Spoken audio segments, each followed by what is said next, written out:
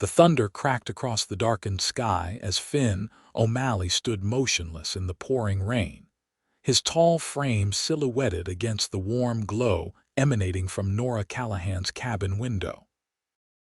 His hat, once stiff and shaped, now drooped with the weight of rainwater, rivulets streaming down his weathered face as he stared at the door he didn't dare approach. Wyoming Territory, 1878, was unforgiving to those who made mistakes, and he had made the worst one of all. He had doubted her. Finn had been waiting for nearly an hour now, the cold seeping through his duster, penetrating to his bones. But the chill inside him ran deeper than any storm could reach.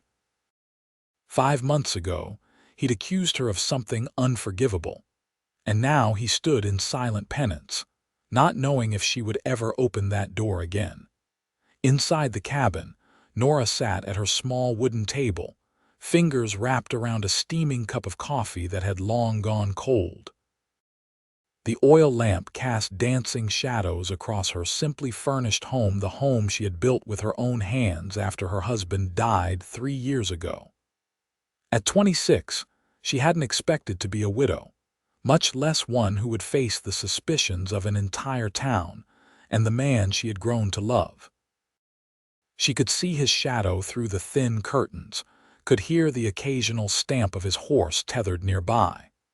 Pride told her to let him stand there until dawn. Reason told her that no man deserved pneumonia, not even Finn O'Malley. But her heart was still too raw to know what it wanted.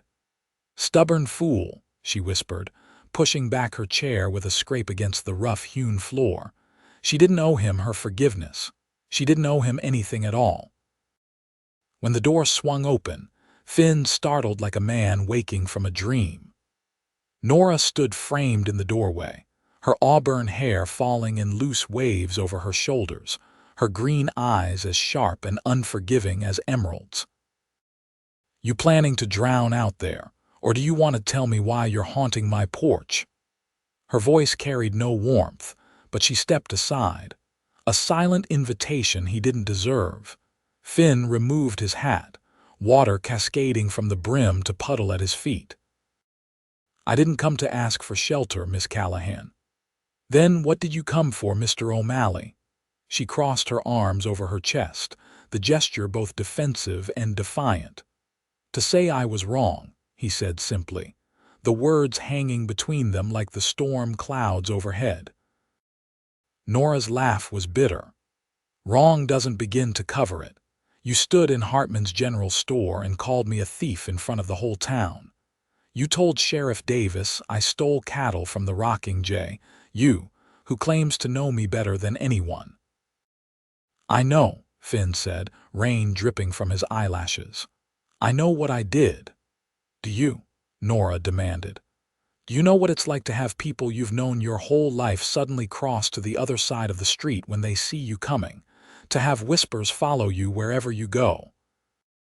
Lightning illuminated the sky, and in that brief flash, Nora saw the deep lines of regret etched into Finn's face. He looked older than his 32 years, worn down by more than just the elements.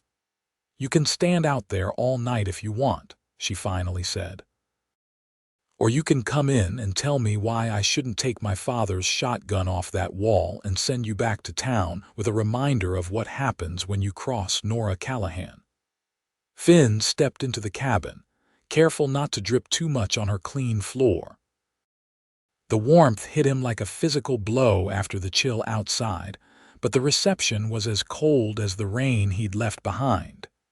"Take that coat off before you flood my home," Nora commanded, closing the door against the storm. She moved to the stove, lifting the coffee pot. "I won't waste good coffee on you, but I won't have it said I let a man catch his death on my land either." Finn removed his sodden coat and hung it on a peg by the door, then placed his hat beneath it.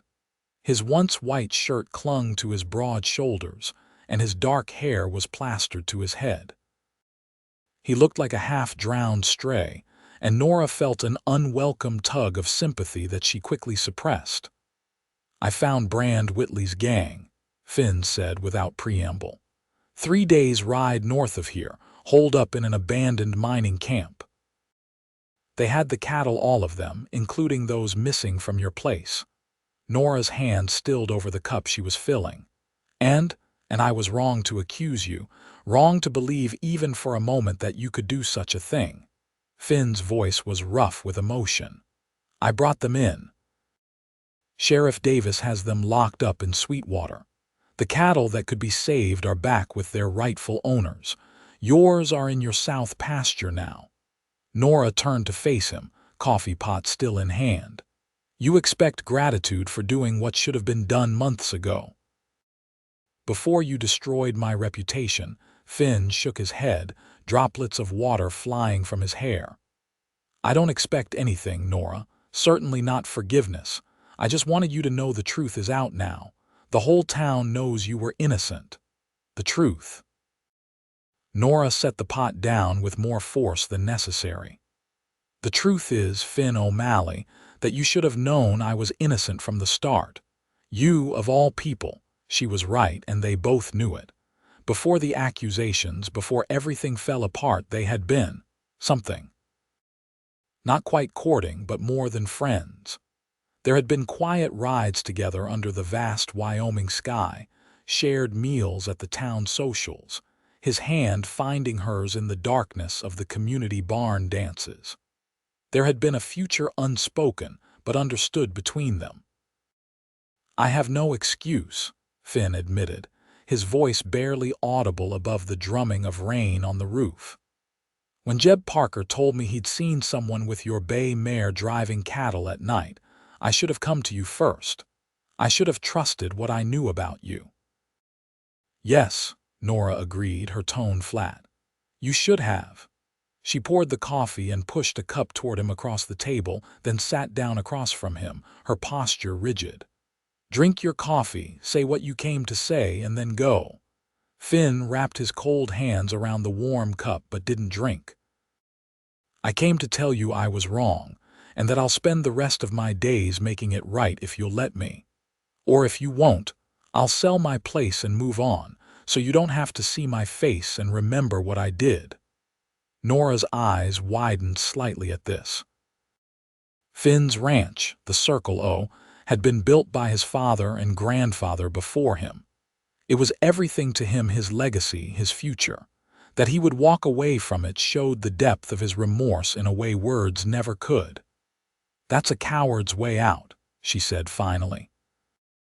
Leaving me to face the gossips alone while you ride off with your tail between your legs. A flash of something hope perhaps crossed Finn's face. Then what would you have me do? Nora stood and walked to the window, looking out at the rain-lashed night. I haven't decided if I want anything from you yet. Finn rose slowly, leaving the coffee untouched. Then I'll wait until you do, however long it takes. He moved to retrieve his still dripping coat, but Nora's voice stopped him. Why did you believe them so easily, Finn? After everything between us, why was it so simple to think the worst? The question hung in the air, demanding an answer that Finn wasn't sure he had. He turned to face her, his expression raw with honesty. Because I was afraid, he admitted. Afraid of how much I cared for you. Afraid that I'd be made a fool of like my father was when my mother left.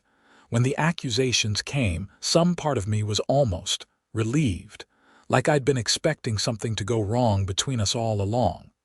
Nora's gaze was steady, probing. And now? Now I know that the only fool was me, Finn said quietly. And that the worst has already happened. I lost you through my own doing.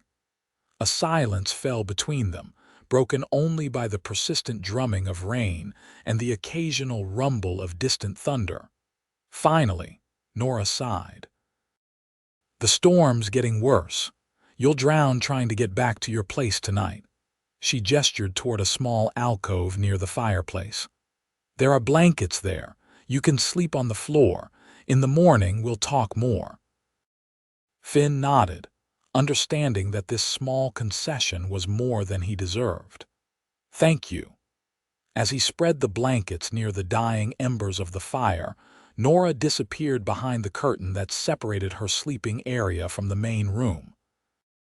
Neither of them slept much that night, Finn, because the hard floor was unforgiving to his rain-chilled body, and Nora because the presence of the man who had broken her heart lay just feet away. When dawn broke, the rain had stopped, though dark clouds still hung low over the mountains. Finn woke to the smell of coffee and bacon, finding Nora already dressed and cooking at the stove. "There's water in the basin if you want to wash up," she said without turning around. Finn splashed cold water on his face and tried to make himself presentable, though his clothes were still damp from the previous night.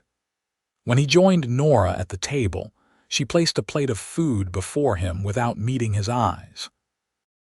"I've been thinking," she said after they had eaten in silence for a few minutes, "about what happens now." Finn set down his fork, giving her his full attention. "I can't forgive you today or tomorrow or maybe even this year," Nora continued, her voice steady. "But I can't spend my life hating you either. It takes too much energy I need for my ranch." "I understand," Finn said, though disappointment weighed heavily on him. "No, you don't," Nora countered. "I'm not finished. You owe me, Finn O'Malley. My fence line needs repairing. My barn roof leaks. The well needs clearing. If you want to make amends, you'll start there." Finn's expression changed from resignation to confusion. "You want me to work for you?" "With me," Nora corrected. "I can't afford to hire help, and a woman alone can only do so much. You broke something between us. If it can be fixed at all, it will take time and effort, just like mending fences and patching roofs." Hope, small but undeniable, flickered in Finn's chest. "I'll be here at first light tomorrow." Nora nodded, her expression giving away nothing. "See that you are." "And Finn, this doesn't mean I forgive you. It just means I'm giving you the chance to earn back my trust." Finn stood, gathering his hat and coat, which had dried somewhat overnight. "That's more than I have any right to ask for, and I'm grateful for it." As he stepped outside, the morning air was fresh from the rain, the world washed clean. Behind him, Nora remained in the doorway of her cabin, watching as he mounted his horse. "Finn," she called as he was about to ride away, "why did you stand in the rain all that time last night? You could have knocked." Finn turned in his saddle to look at her, the woman who had once held his heart and might someday hold it again. "Because I didn't have the right to ask anything of you, not even to open your door." As he rode away, Nora closed her door slowly, her mind already cataloging the work that needed doing, wondering if mending the broken trust between them would be as straightforward as mending her fences. She doubted it, but for the first time in 5 months, she was willing to find out. True to his word, Finn arrived at Nora's ranch the next morning before the sun had fully risen. He had loaded his wagon with tools, lumber, and supplies more than enough to start the repairs she had mentioned.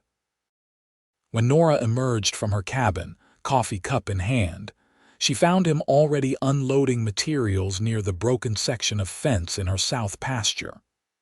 "You're early," she observed, her breath misting in the cool morning air. Finn paused, a post balanced on his shoulder. "Figured I'd get a head start. Days are getting shorter with fall coming on." Nora nodded, assessing the supplies he'd brought. "That's more than we discussed." "Consider it interest on a debt long overdue," Finn replied, driving the post into the soft earth with a practiced motion. They worked side by side that day, mostly in silence except for necessary communication about the task at hand. Nora was strong and capable, having managed the ranch alone since her husband's death, but even she had to admit that having Finn's help made the work go twice as fast. By midday, they had replaced nearly 20 fence posts and strung new wire along the entire south boundary. As they stopped to eat the simple meal Nora had packed bread, cheese, and apples, an awkward silence fell between them. Finally, Finn spoke. "Your herd looks good. Strong calves." Nora nodded, her gaze drifting to where her small herd of cattle grazed in the distance. "They're survivors like me. Noah would be proud of what you've done here," Finn said quietly, referring to her late husband. Nora's expression tightened at the mention of his name. "Noah never doubted me. Not once in our 5 years together." The rebuke was clear, and Finn accepted it with a slight nod. He was a good man. "Yes," Nora agreed, then added pointedly. "He stood by me through everything drought blizzards, even when his own family said he was a fool for marrying a woman who wanted to ranch instead of just keeping house." Finn looked down at his hands, calloused and dirt-streaked from the morning's work. "I deserve that, and worse." "I'm not saying it to hurt you," Nora said after a moment. "I'm saying it because you need to understand what trust means to me. Noah gave me his completely." I thought she stopped, shaking her head. "You thought I had given you mine," Finn finished for her. "And I failed you." Nora met his gaze directly. "Yes, you did." The frankness of her admission hung between them, but strangely, it seemed to clear the air rather than thicken it. For the first time, they were speaking honest truths instead of dancing around them. "I can't promise I'll never fail again," Finn said slowly. "No man can, but I can promise to try every day to be worthy of a second chance if you're ever willing to give it." Nora didn't respond directly, but when they returned to work, the silence between them felt less strained. By sunset, the fence was complete, and they stood together admiring their handiwork as the sky turned brilliant shades of orange and pink behind the distant mountains. "You should stay for supper," Nora said suddenly. "It's late, and you've worked hard." Finn looked at her in surprise. "I don't want to impose." "It's not an imposition if I'm offering," Nora said firmly. "Besides, we need to discuss what needs doing tomorrow." Over a simple but hearty meal of venison stew and cornbread, they planned the next day's work repairing the leak in her barn roof. The conversation was easier now, focused on practical matters rather than the painful past, though that still lay between them unresolved. As Finn prepared to leave, he paused at the door. "Thank you for the meal, and for today." Nora stood a careful distance away, arms crossed. "You're still a long way from making things right, Finn O'Malley." "I know," he said with a small smile, "but it's a start." Days turned into weeks as Finn continued to help around Nora's ranch. The barn roof was fixed, the well cleared, the chicken coop rebuilt. They settled into a routine, Finn arriving early, working alongside Nora until dusk, sharing the evening meal before he rode back to his own place. Gradually, their conversations extended beyond the day's tasks, venturing into neutral territories. The unusual weather patterns that year, news from town, memories of shared acquaintances. One evening in late September, as they sat on Nora's porch watching the sunset after a particularly grueling day of work, Finn brought up a subject they had tacitly avoided. "Town socials this Saturday," he said, his eyes on the horizon rather than on her. "Harvest dance at the Mason's barn." Nora's hands stilled on the shirt she was mending, one of Finn's that had torn while he was fixing her corral gate. "I haven't been to a town gathering since." She didn't need to finish. They both knew. "People have been asking about you," Finn continued. "Martha Simmons specifically mentioned she misses seeing you at the quilting circle." Nora snorted softly. "Martha Simmons was the first to suggest I'd rustled my own cattle to collect on the insurance. And she was the first to apologize when the truth came out," Finn pointed out. "People make mistakes, Nora, some of us more grievous than others." He paused, then added, "You can't hide out here forever." Nora's eyes flashed. "I'm not hiding. I'm living my life on my terms without concerning myself with the opinions of people who were quick to believe the worst." "Fair enough," Finn conceded. "But there are also those who stood by you, Dr. Phillips, the widow gardener, young Tom at the livery. They miss you." Nora remained silent for a long moment, needle poised above the fabric. "Are you asking me to go with you, Finn?" The directness of her question caught him off guard. "I wouldn't presume," he said carefully, "but I'd be honored to escort you if you decided to go." Nora resumed her sewing, her expression unreadable in the fading light. "I'll think on it." Saturday arrived clear and crisp, a perfect autumn day for the harvest social. Finn spent the morning in an agony of uncertainty, not knowing if Nora had decided to attend, much less if she would allow him to accompany her. By mid-afternoon, he could stand it no longer and rode to her place, telling himself he was just checking if she needed any last-minute help before the social. He found her in the yard, dressed not in her usual work clothes, but in a simple blue dress that brought out the color of her eyes. Her hair was pinned up neatly, with a few rebellious auburn curls escaping around her face. "You're going," Finn said, unable to keep the surprise from his voice. Nora smoothed her skirt, looking somewhat self-conscious. "It seems silly to let gossip keep me from the only entertainment we get out here." Finn dismounted, suddenly aware of his own appearance. He'd come straight from working his own land and was far from presentable. "I should get back and clean up if we're to make it by sundown." "We?" Nora raised an eyebrow. "If you'll still have me as your escort," Finn said, a question in his voice. Nora studied him for a moment, as if weighing some internal decision. "I suppose it makes sense to arrive together, since we'll be coming from the same direction." It wasn't exactly the enthusiastic acceptance he might have hoped for, but Finn would take what he could get. "I'll be back in an hour," he promised, already swinging back onto his horse. When he returned, freshly shaven and wearing his best shirt, Nora was waiting on the porch.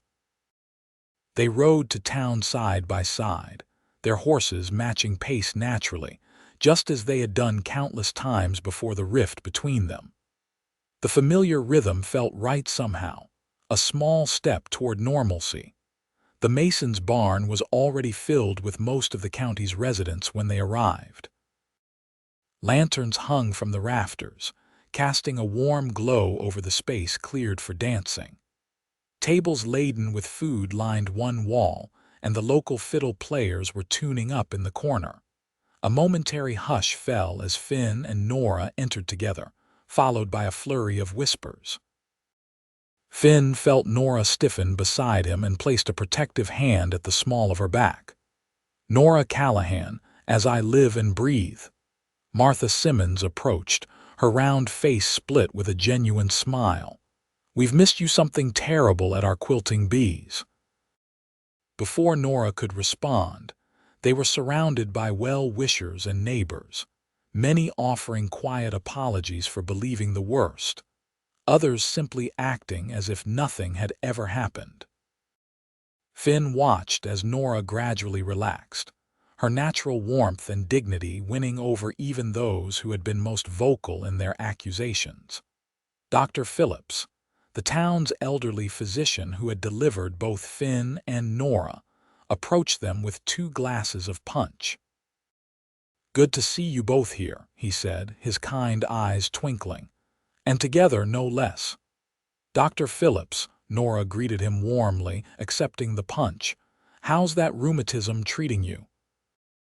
As they fell into conversation, Finn noticed the way people were watching them, some with open curiosity, others with knowing smiles, as if they had expected all along that Finn and Nora would find their way back to each other. He wondered if their reconciliation, such as it was, seemed inevitable to everyone but them. When the music started, Finn hesitated, unsure if Nora would welcome his invitation to dance. But before he could gather his courage, young Sheriff Davis approached and asked Nora for the first dance. Finn watched as she accepted with a polite smile, allowing the sheriff to lead her onto the floor. "You're a fool if you let her slip away again," came a gravelly voice beside him. Finn turned to find Widow Gardner, her shrewd eyes fixed on him over the rim of her punch glass. "I know that better than anyone," Finn admitted. "Do you?" The widow sniffed. "Then why are you standing here while another man dances with her?" Finn had no good answer for that. When the first dance ended, he made his way determinedly across the floor to where Nora stood thanking the sheriff. "May I have this dance?" he asked, extending his hand. Nora looked at him for a long moment before placing her hand in his. "You may." As they moved together to the rhythm of a familiar waltz, Finn was acutely aware of every point where their bodies connected. His hand at her waist, hers resting lightly on his shoulder, their joined hands. They had danced together before, but never with such awareness, such tension humming between them. "Everyone's watching us," Nora murmured, her eyes fixed somewhere over his shoulder. "Let them," Finn replied softly. "Let them see that Nora Callahan holds her head high, no matter what gossip comes her way." Nora's eyes met his then, a flash of something warm in their depths. "And what about Finn O'Malley? What are they seeing when they look at him?" "A man trying to make amends," Finn said honestly. "A man who knows what he lost and would give anything for a second chance." The dance ended too soon, and they were separated again by neighbors wanting to chat or dance. But throughout the evening, Finn found his eyes constantly seeking Nora across the room, and more often than not, finding her gaze already on him. As the evening wore on, the music became livelier, the dancing more energetic. Nora's cheeks were flushed with exertion and pleasure as she joined in a reel with the other women, her earlier reserve melting away in the joy of the moment. Watching her, Finn felt a renewed determination to win back not just her trust, but her heart. The harvest moon was high when they finally left the barn, bidding goodnight to the last of the revelers. The ride home was quiet but companionable, both of them lost in their own thoughts about the evening. At the fork in the road where they would normally part ways, Nora to her ranch, Finn to his, she surprised him by asking, "Would you like some coffee before you head home? It's a long ride in the dark." Finn accepted, following her the rest of the way to her cabin. Inside, as she bustled about making coffee, he noticed how the simple space had begun to feel familiar to him over the past weeks, the way the rocking chair by the fireplace creaked, the precise arrangement of her few books on the shelf, the quilt her mother had made draped over the back of the settee. "Thank you for accompanying me tonight," Nora said as she handed him a steaming cup. "It was easier having you there." Finn cradled the cup in his hands. "I should be thanking you for allowing me to escort you." Nora settled into the rocking chair across from him, her blue dress spread around her like a pool of water in the lamplight. "It felt almost normal, didn't it? For a while at least." "It did," Finn agreed, hope rising in his chest. "Nora, I don't," she interrupted gently. "Don't push for more than I can give right now, Finn. Tonight was good. Let's leave it at that." Finn nodded, accepting her boundary. "Of course." They sipped their coffee in silence for a few minutes before Nora spoke again. "Martha invited me back to the quilting circle next week." "Are you going to go?" Finn asked. "I think I might," Nora said thoughtfully. "It's time I stopped letting what happened dictate my life." Finn smiled at this small victory. "I'm glad to hear it." When he left her cabin that night, the air between them felt lighter somehow, as if the evening had swept away some of the lingering resentment and pain. It wasn't forgiveness, not yet, but it was progress. The weeks that followed brought a shift in their relationship. Finn still came to help with tasks around Nora's ranch, but now there were other encounters as well, Nora stopping by the general store while Finn was there, exchanging friendly words, Finn tipping his hat to her after Sunday services, occasional shared meals with neighbors or friends. Slowly, Tentatively, they were finding their way back into each other's lives, not as they had been before, but as something new, something tempered by hurt, but also strengthened by the effort to overcome it. October gave way to November, bringing the first dusting of snow to the high country and the promise of a hard winter to come. Finn increased his efforts to ensure Nora's ranch was prepared, stacking firewood, reinforcing the barn, checking that her supplies were adequate. "You don't have to do all this," Nora told him one evening as he finished installing new shutters on her cabin windows. "I've weathered winters alone before." "I know you're capable," Finn said, climbing down from the ladder, "but no one should have to do everything alone if they don't have to." Nora studied him for a moment, her expression softening. "I've been thinking about that lately, about being alone." Finn's heart quickened, but he kept his voice steady. "Oh, this will be my fourth winter without Noah," Nora said, her gaze drifting to the distant mountains. "The first year, I was still numb with grief. The second, I was angry at him for dying, at God for taking him, at myself for not being able to save him. Last year," she paused, glancing at Finn. "Last year, I started to feel like maybe I could have a life again. And then everything happened with the cattle and the accusations." "I'm sorry," Finn said, the words inadequate but sincere. "I know you are," Nora acknowledged. "What I'm trying to say is that I'm tired of living in reaction to loss. Noah's death, your betrayal, I've let these things define me for too long." Hope bloomed in Finn's chest, but he remained silent, giving her space to continue. "I'm not saying I'm ready to forgive and forget," Nora clarified, "but I am ready to move forward, whatever that might mean." Finn stepped closer, close enough to see the flecks of gold in her green eyes. "What do you want it to mean, Nora?" She didn't back away. "I'm not sure yet, but I think I'd like to find out." It wasn't a declaration of love or even forgiveness, but it was an opening a crack in the wall she had built around her heart. Finn would take it and nurture it, and hope that with time and patience it might grow into something more. "So would I," he said simply. The first major snowstorm of the season hit 3 days later, a howling blizzard that swept across the valley with blinding force.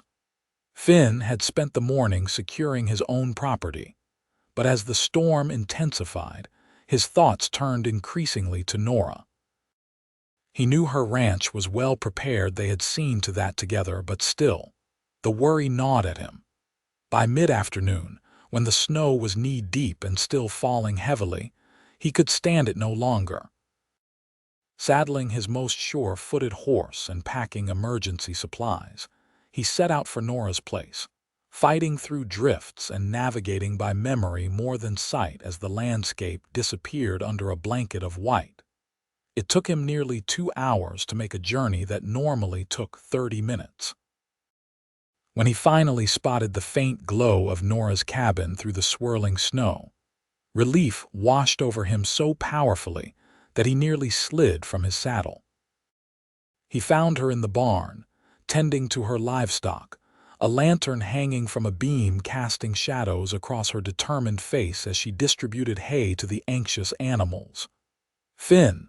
she exclaimed when she saw him, shock evident in her voice. "What on earth are you doing here in this weather?" He stamped snow from his boots, leading his exhausted horse into an empty stall. "Came to check on you," he said, his voice hoarse from the cold. "You fool," Nora said, but there was more concern than anger in her tone. "You could have frozen to death out there." "I was worried," Finn admitted, removing his ice-crusted gloves to help her with the remaining hay. Storm came on faster than expected. Nora shook her head in exasperation, but there was a softness in her eyes that hadn't been there before. "Well, you're here now, and there's no way you're making it back until this passes. Let's finish with the animals and get inside before we both freeze." The cabin was blessedly warm after the bitter cold of the barn.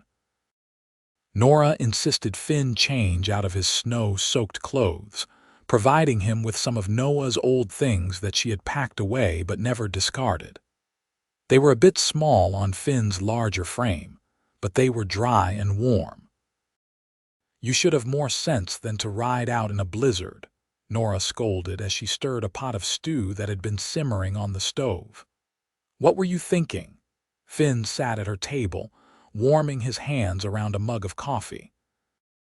"I was thinking about you, alone out here with no one to help if something went wrong." "I've managed through plenty of storms on my own," Nora reminded him, but her tone had lost its edge. "I know that," Finn said, "but it doesn't stop me from worrying about you." Nora turned from the stove to look at him, really look at him. "No, I suppose it wouldn't." They ate dinner by lamplight as the wind howled around the cabin, rattling the new shutters Finn had installed. The conversation flowed more easily than it had in months, moving from practical matters like how long the storm might last to shared memories of winters past. "Remember the blizzard of '73? Finn asked, helping himself to another bowl of stew. "When the whole town was snowed in for nearly a week." Nora smiled at the memory. "And Mr. Henderson's mule wandered into the church during Sunday service because it was the only building with the door not drifted shut. Parson Williams tried to incorporate it into his sermon," Finn recalled with a chuckle. "Even the beasts of the field seek the Lord's house in times of trouble." "Until the mule ate his notes off the pulpit," Nora finished, laughing outright now. The sound of her laughter, so rare these past months, warmed Finn more than the fire blazing in the hearth. They continued sharing stories as the evening wore on, the easy camaraderie of their past friendship reasserting itself despite everything that had happened. When it came time to sleep, Nora provided Finn with blankets for the settee, which was too short for his tall frame but still preferable to attempting the journey home. As she bade him good night and disappeared behind the curtain to her sleeping area, Finn lay awake listening to the storm, feeling both hope and uncertainty in equal measure. The blizzard lasted 2 days, during which Finn and Nora established a routine morning spent tending to the animals together, afternoons working indoors on tasks that had been put off, evenings sharing meals and conversation by the fire. There was a domesticity to it that felt both natural and precarious, as if they were balancing on the edge of something neither was quite ready to name. On the morning of the 3rd day, they woke to silence the storm had finally passed. Outside, the world was transformed, buried under feet of pristine snow that sparkled in the bright sunshine. They stood together on Nora's porch, surveying the changed landscape. "I should get back to my place," Finn said reluctantly. "Check on things there." Nora nodded, wrapping her shawl tighter around her shoulders against the biting cold. "Of course." Finn turned to her, suddenly needing to say what had been building in him during their enforced proximity. "Nora, these past few days have been nice," she finished for him, her expression guarded but not cold. "But they don't erase everything that happened before." "No," Finn agreed. "They don't, but maybe they show that there could be a future worth working toward despite the past." Nora was quiet for a long moment, her breath clouding in the frosty air. "Maybe they do," she finally said, "but I need time, Finn, more time." "I understand," he said, and he did. "I'll wait as long as it takes."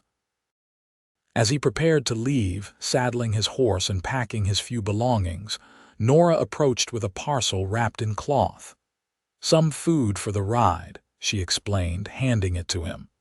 "And Finn, thank you for coming to check on me, foolish as it was."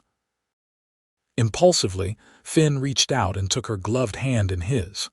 "I'd do it again in a heartbeat." Nora didn't pull away, allowing the contact for a brief, charged moment before gently withdrawing her hand. Safe journey home. The days following the blizzard were busy with recovery clearing paths, checking on neighbors, assessing damage to property and livestock. Finn and Nora didn't see each other for nearly a week, both occupied with the demands of their respective ranches. When they did meet again, it was by chance in town, where both had come to replenish supplies depleted by the storm. Finn spotted Nora outside the general store, struggling to load a heavy sack of flour into her wagon. "Let me help with that," he offered, lifting the sack easily onto the wagon bed. "Thank you," Nora said, brushing flour dust from her hands. "How's your place? Much damage from the storm." "Lost a section of the north corral fence," Finn replied. "But the livestock weathered it fine and the house is still standing." "You?" "A few missing shingles on the barn roof, nothing serious." Nora hesitated, then added, "I've been meaning to ride over and thank you properly for checking on me during the blizzard. It was comforting, not being alone through that." The admission clearly cost her something, but the fact that she'd made it at all felt significant. Finn smiled, careful not to make too much of the moment. "Any time, Nora, I mean that." They stood in companionable silence for a moment, until the store owner, Mr. Hartman, emerged and hailed them. "Miss Callahan, Mr. O'Malley, got that special order you both asked about. Train finally made it through yesterday with the delayed shipments." Nora looked puzzled. "I didn't place any special order." Mr. Hartman's bushy eyebrows rose in surprise. "No, got a note here saying to hold a package for you. Same for you, O'Malley." Curious, they followed the storekeeper inside. He disappeared into the back room and returned with 2 parcels of similar size. "Here we are," he said, placing them on the counter. "Arrived on the same train, addressed to each of you. No sender marked." Finn and Nora exchanged confused glances before opening their respective packages. Inside Finn's was a finely crafted leather-bound journal, while Nora's contained an exquisite silver hairbrush with matching hand mirror. "There's a note," Nora said, unfolding a small piece of paper tucked inside her parcel. She read aloud, "Sometimes second chances come disguised as blizzards. Don't waste them." Finn found an identical note in his package. They stared at each other in bewilderment. Who would send these? Nora wondered. "And know about the blizzard," Finn added. "Mr. Hartman, when were these orders placed?" The storekeeper consulted his ledger. "Let's see. Both came in by telegraph about 3 weeks ago, paid for in advance." 3 weeks ago, Nora repeated. "That was before the storm." Finn shook his head in amazement. "Someone's playing matchmaker, it seems." "But who?" Nora's brow furrowed in thought. "Martha Simmons, perhaps." "She's always been a romantic." "Or Dr. Phillips," Finn suggested. "He's been dropping hints about us for months." Nora's cheeks colored slightly at this revelation. "Has he?" They left the store together, still puzzling over the mysterious gifts as they loaded the last of their supplies. "It's getting late," Finn observed as they finished. Would you care to join me for supper at the hotel restaurant? Save us both having to cook tonight." Nora considered the invitation, aware that dining together in public would be seen by the town as a significant step. After a moment's hesitation, she nodded. "I'd like that." The hotel restaurant was quiet, with only a few other diners present when they arrived. They were shown to a table by the window, where they could see the main street dusted with snow in the fading light. "This is nice," Nora said as they settled in. "I can't remember the last time I ate a meal I didn't have to prepare myself." "Likewise," Finn agreed. "Though I must say your cooking puts this place to shame." Nora smiled at the compliment. "Flattery, Mr. O'Malley." "Simple truth, Miss Callahan." As they ate, their conversation ranged widely from the mysterious gifts to the prospects for spring planting, from town gossip to books they had both read.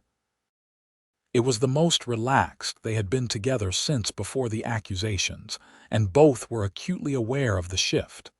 "I've been thinking," Finn said as they lingered over coffee after their meal. About what you said about being tired of living in reaction to loss. Nora met his gaze steadily. Yes, I've been doing the same, Finn admitted. Ever since my father died and left me the ranch, I've been focused on not losing it, not failing his legacy. Then, when I thought I might be developing feelings for someone who could hurt me like my mother hurt him by leaving. He trailed off, shaking his head. I let fear guide me, and it led me to make the worst mistake of my life. Finn, Nora began, but he held up a hand. Please, let me finish. I'm not asking for forgiveness right now. I'm just saying I understand what you meant, and I feel the same way. I don't want to live in reaction to fear anymore. Nora's expression softened. What do you want to live for then? Finn met her eyes directly. Hope, possibility, the chance that something broken might be made whole again, maybe even stronger at the mended places. The vulnerability in his voice touched something in Nora that had been closed off for too long. Impulsively, she reached across the table and laid her hand over his. I want that too, she said quietly. I'm just not sure how to get there from here. Finn turned his hand to clasp hers gently. One day at a time, I reckon, just like we've been doing. When he escorted her to her wagon after dinner, there was a new awareness between them, not quite the easy comfort they had once shared, but not the painful distance of recent months either. Something in between, fragile but growing stronger. Thank you for dinner, Nora said as they reached her wagon. It was lovely. Thank you for accepting, Finn replied. Then, gathering his courage, he asked, would you consider attending the Christmas social with me next week? As friends, he hastened to add. Nora considered for a moment before nodding. As friends, yes, I'd like that. Finn helped her onto the wagon seat, his hands lingering a moment longer than necessary at her waist. Safe journey home, Nora. As she drove away, Nora felt a warmth inside that had nothing to do with the heavy coat she wore against the December chill. For the first time in months, perhaps longer, she was looking forward rather than backward, and the view ahead seemed brighter than she had dared to hope. The Christmas social was the highlight of the winter season in their small community, a time when even the most isolated ranchers and homesteaders made the effort to come to town and celebrate together. The church was decorated with evergreen boughs and red ribbons, and candles burned in every window, creating a warm, welcoming glow against the dark winter night. Finn arrived at Nora's cabin precisely when he said he would, his heart racing with an anticipation he hadn't felt in years. When she opened the door, he momentarily lost the ability to speak. She wore a deep green dress that complemented her auburn hair, which was arranged in a simple but elegant style. The silver hairbrush and mirror from their mysterious benefactor had clearly been put to good use. You look beautiful, Finn said when he finally found his voice. Nora smiled, a hint of color rising in her cheeks. You clean up rather well yourself, Mr. O'Malley.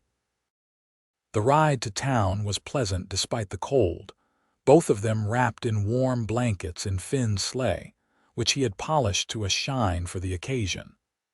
Conversation flowed easily between them, punctuated by comfortable silences as they admired the starlit winter landscape. At the church, they were greeted warmly by neighbors and friends, many of whom exchanged knowing glances at seeing Finn and Nora arrive together. The evening was filled with music, laughter, and the sharing of traditional foods brought by each family. Look above you, Martha Simmons said with a mischievous twinkle in her eye as Finn and Nora stood chatting near the doorway between the church and the adjoining meeting room. They looked up to see a sprig of mistletoe hanging from the doorframe. Nora's eyes widened and Finn cleared his throat awkwardly. Martha, did you? Nora began. Me? Goodness, no, Martha said with exaggerated innocence. Must have been the decorating committee, but you know the tradition can't ignore it without risking bad luck for the coming year. Around them, other partygoers had noticed their predicament and were watching with undisguised interest. Finn looked at Nora questioningly, leaving the decision entirely up to her. After a moment's hesitation, Nora gave an almost imperceptible nod. Finn leaned down and placed the gentlest of kisses on her lips, brief, respectful, but unmistakably tender. When he pulled back, the look in Nora's eyes made his heart skip a beat. "Merry Christmas," he whispered. "Merry Christmas, Finn," she replied softly. The moment was broken by applause and good-natured teasing from those watching. But something had changed between them, a threshold crossed. A new understanding reached without words. Later, as they danced together to a slow waltz, Nora rested her head briefly against Finn's shoulder, a small gesture of trust that meant more to him than she could possibly know. "I think I know who sent those gifts," she murmured. "Oh." Finn looked down at her, curious. "Dr. Phillips. I caught him watching us earlier with the most self-satisfied smile I've ever seen." Finn chuckled. "That does sound like him. Always did fancy himself a bit of a matchmaker." "Should we confront him?" Nora asked. Finn considered this. "No, let him have his secret." "Besides, I'm grateful for the nudge, aren't you?" Nora's eyes met his, serious now. "Yes," she admitted. "I think I am." When the social ended and they returned to Nora's cabin, both were reluctant for the evening to end. Finn built up the fire while Nora made hot chocolate, a luxury she saved for special occasions. "I have something for you," Finn said when they were settled before the fire. He reached into his coat pocket and produced a small package wrapped in brown paper and tied with string. Nora looked surprised. "Finn, you didn't have to, I wanted to," he insisted, placing it in her hands. "Open it." Carefully, Nora unwrapped the package to reveal a small wooden box, intricately carved with a pattern of wildflowers. When she opened it, a familiar melody began to play, "Beautiful Dreamer," the song that had been playing the first time they had danced together years ago. "Finn," she breathed, touching the delicate mechanism gently. "It's beautiful. How did you?" "Had it ordered special from back east," he explained. "Been planning it since before. Well, before everything went wrong between us. It finally arrived last month, but I wasn't sure if I should give it to you." Nora closed the box gently, stopping the music. "I have something for you too," she admitted. "I wasn't sure about giving it either." She went to her trunk and returned with a package larger than his had been. Finn unwrapped it to find a handsome leather coat, soft but sturdy, perfect for the harsh Wyoming winters. "You made this?" he asked, running his hands over the fine stitching. Nora nodded. "Started it last summer before. I finished it last week." The implication was clear. She had continued working on his gift, even during the months when they were estranged. Some part of her holding on to the connection between them, even as another part held him at a distance. "Thank you," Finn said, his voice rough with emotion. "I'll treasure it." They sat in silence for a moment, the fire crackling in the hearth, the music box silent between them. "Nora," Finn began hesitantly, "I know we're taking things slow and I respect that, but I want you to know that my feelings for you haven't changed. If anything, they've grown stronger through all of this." Nora took a deep breath, her hands clasped tightly in her lap. "I care for you too, Finn. I never stopped, even when I was angriest with you. That's what made it hurt so much that someone I cared for deeply could think so little of me." "I didn't think little of you," Finn protested. "I was a fool who let fear cloud his judgment, but it was never about not valuing you." "I understand that now," Nora said. "But understanding doesn't instantly heal the wound. I'm still learning to trust again, not just you, but my own judgment." Finn nodded, accepting this. "However long it takes," he promised. I meant what I said that night in the rain. I'll wait for as long as you need." Nora studied his face in the firelight, seeing the sincerity there, the patience and the hope. Slowly, she reached for the music box and opened it again, letting the sweet melody fill the cabin. "Dance with me," she asked, rising and holding out her hand. Finn stood, taking her offered hand. "Here, here," Nora confirmed. "Just us." In the small space before the fire, they moved together to the tinkling notes of the music box, closer than they had dared to dance at the social, finding a rhythm that belonged only to them. Nora's head came to rest against Finn's chest, and his cheek pressed gently against her hair. They were not yet where they had been before, but they were finding a new path forward together. Winter deepened into January, bringing with it frigid temperatures and occasional blinding snowstorms. Finn and Nora fell into a routine of checking on each other every few days, sharing meals and gradually rebuilding the trust between them. There were still moments of awkwardness, still conversations that skirted painful topics, but there was also laughter, warmth, and growing affection. By February, most of the town had come to accept them as a couple again, though Finn and Nora themselves were careful not to label what was developing between them. They were friends, certainly, and perhaps something more, but neither was ready to define it beyond that. It was during one of the harshest cold snaps that year that everything changed. Finn had ridden over to Nora's place to help her repair a broken pump that had frozen and cracked in the bitter cold. They had worked together efficiently, their bodies moving in the practiced harmony of people who had labored side by side for months. As they finished the job, Nora invited Finn in for coffee to warm up before his ride home. Inside the cabin, as she hung the kettle over the fire, Finn noticed her shivering despite the warmth of the room. "You're cold," he observed, concerned. "Just a chill from being outside," Nora assured him, but even as she spoke, she swayed slightly on her feet. Alarmed, Finn crossed to her in 2 strides, placing a hand on her forehead. "Nora, you're burning up." "Am I?" she murmured, looking confused. "I feel cold." Finn guided her to a chair, his worry mounting as he noted the unusual flush in her cheeks and the glassy look in her eyes.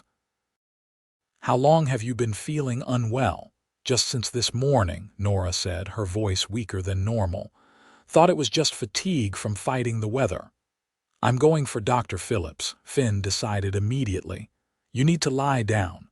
"Don't be silly," Nora protested. "It's just a touch of cold. I'll be fine after some rest." But as she tried to stand, her knees buckled. Finn caught her easily, lifting her into his arms and carrying her to her bed. She felt frighteningly light, and the heat radiating from her body was alarming. "I'm going for the doctor," Finn repeated firmly. "No arguments. Can you manage until I get back?" Nora nodded weakly, too ill now to protest further. Finn tucked the blankets around her, placed a cup of water within reach, and stoked the fire to ensure the cabin would stay warm in his absence. "I'll be back as soon as I can," he promised, brushing a strand of hair from her fevered brow. "Try to rest." The ride to town was a desperate race against time and weather. Finn pushed his horse as hard as he dared in the treacherous conditions, his mind filled with terrible scenarios. By the time he reached Dr. Phillips's house, both he and his mount were covered in snow and near exhaustion. The elderly doctor took one look at Finn's face and began gathering his medical bag without waiting for an explanation. "Who is it?" "Nora," Finn said, his voice tight with worry. "High fever, weakness, confusion. It came on suddenly." Dr. Phillips nodded grimly. "There's influenza going around. 3 cases in town already this week. My horse is fresh, we'll take my sleigh." The return journey seemed endless to Finn, though the doctor's sturdy team made better time than his tired horse could have managed. When they finally reached Nora's cabin, Finn burst through the door, Dr. Phillips close behind. Nora was where he had left her, but her condition had deteriorated dramatically in the hours he'd been gone. Her breathing was labored, her skin flushed an alarming shade of red, and she barely stirred when they entered. Doctor. Phillips moved quickly to her bedside, his experienced hands checking her pulse, temperature, and breathing. His expression grew increasingly grave as his examination continued. "How bad is it?" Finn asked, hovering anxiously nearby. The doctor straightened, his kind eyes troubled. "It's influenza, as I feared, and a severe case. Her fever is dangerously high and there's congestion in her lungs. But you can help her," Finn pressed, fear clutching at his heart. Dr. Phillips sighed. "I can try, son. We'll need to bring the fever down, keep her hydrated, watch for signs of pneumonia." He began unpacking remedies from his bag. "But I won't lie to you, this strain has been particularly virulent. The widow Gardner's nephew passed just yesterday from it, and he was a strong young man." Finn felt as if the ground had dropped away beneath his feet. The thought of losing Nora now, when they had finally begun to find their way back to each other, was unbearable. "Tell me what to do," he said with quiet determination. "Whatever she needs, I'll provide it." For the next 3 days and nights, Finn barely left Nora's bedside. He bathed her burning skin with cool cloths, spooned broth and medicine between her cracked lips, held her hand through the worst of the fever dreams. Dr. Phillips came daily, bringing fresh medicines and grave updates about the spread of the illness through town. On the 4th night, as a fresh blizzard howled outside, Nora's fever peaked. She thrashed in delirium, calling out for her dead husband, for her parents long gone, and occasionally for Finn. He held her through it all, murmuring reassurances, praying as he had never prayed before. "Don't leave me, Nora," he whispered as she burned in his arms. "Not now. Not when I've only just found you again." Sometime in the darkest hour before dawn, Nora's fever finally broke. Finn, exhausted beyond measure, felt the change immediately, the scorching heat of her skin gradually cooling, her breathing becoming less labored. He wept then, silently, from relief and exhaustion, and love too long contained. When Dr. Phillips arrived that morning, fighting through snowdrifts to reach them, his weather-beaten face split into a relieved smile as he examined his patient. "She's turned the corner," he confirmed. "Still very weak, but the worst has passed. You've done well, Finn. Your care may have saved her life." "She's strong," Finn said, looking down at Nora's pale face, peaceful now in genuine sleep rather than feverish unconsciousness. "Strongest person I know." Dr. Phillips patted his shoulder. "Get some rest now, son. You look ready to collapse yourself. I'll sit with her for a while." Finn nodded gratefully and stretched out on the settee, intending only to close his eyes for a moment. He was asleep instantly, his body surrendering to the exhaustion of his vigil. When he woke hours later, the cabin was quiet except for the crackling of the fire. Dr. Phillips was gone, having left a note explaining that he'd been called to another patient but would return the following day. Finn rose stiffly and moved to check on Nora. Her eyes were open, clear and aware for the first time in days. "Finn," she said, her voice a whisper. "I'm here," he assured her, taking her hand. "How do you feel?" "Like I've been trampled by a herd of buffalo," she admitted with a weak smile. "How long have I been ill?" 4 days, Finn told her. "You gave us quite a scare." Nora's eyes widened. "You've been here the whole time," Finn nodded. "Couldn't leave you. You took care of me," she said, wonderment in her tone. "It wasn't a question." "Of course I did," Finn replied simply. "I love you, Nora." The words slipped out naturally, unplanned but utterly true. Finn didn't try to take them back or qualify them. They were the plain truth of his heart, spoken in the quiet aftermath of nearly losing her. Nora's eyes filled with tears. After everything, Finn confirmed. Maybe because of everything. I loved you before, but now I understand what that really means. It means standing by you no matter what comes, believing in you even when the evidence seems to point elsewhere, fighting for you instead of against you. A tear slipped down Nora's cheek. I'm still afraid, she admitted. Afraid of being hurt again, of trusting and being wrong. I know, Finn said gently.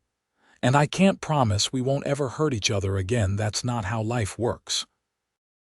But I can promise to try every day to be worthy of your trust, to listen before I judge, to stand in the rain outside your door for as long as it takes if that's what you need.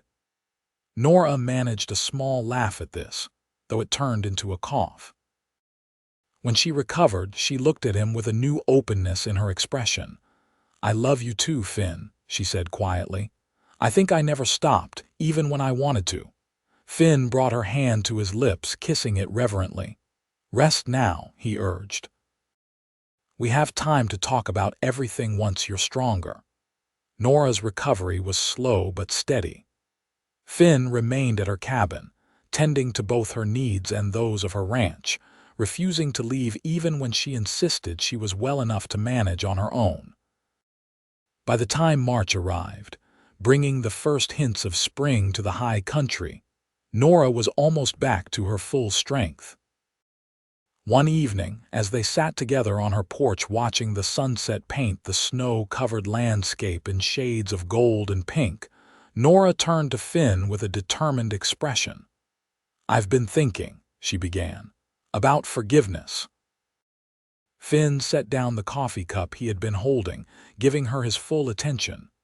Oh, yes, Nora continued, about how it's not just something you give someone else, it's also something you give yourself. I'm not sure I follow, Finn said carefully. Nora took a deep breath. I've been holding on to my hurt and anger not just because of what you did, but because I was angry at myself for being vulnerable, for caring so much that your betrayal could wound me so deeply. I've been punishing us both. Finn remained silent, sensing that she needed to say more.